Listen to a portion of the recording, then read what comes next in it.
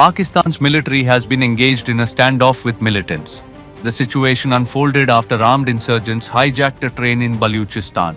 The Baluch Liberation Army claimed responsibility for the attack. The Jafar Express was carrying approximately 450 passengers.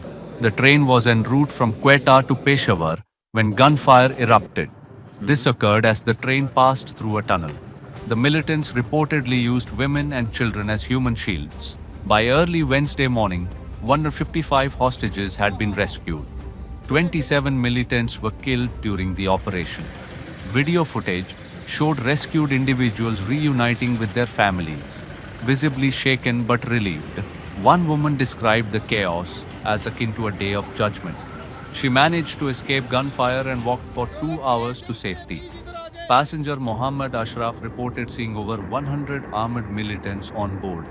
Fortunately, no harm was inflicted on women and children during the hijacking.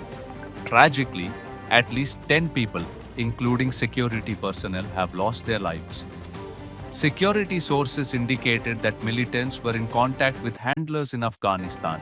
Pakistan has long accused Afghanistan of providing sanctuary to these groups, a claim the Taliban denies.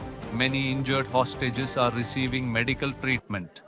Efforts to rescue those still held captive are ongoing. This incident marks escalation in a long-standing insurgency. The Baluch Liberation Army seeks greater political autonomy and economic development in Baluchistan. The region is mineral-rich but has faced decades of neglect. In response to the recent attack, Prime Minister Shehbaz Sharif vowed to combat terrorism. He condemned the targeting of innocent passengers during Ramadan. Sharif stated that such actions reflect a disconnection from Islam and the values of Pakistan. The military continues to engage with the militants to resolve the crisis.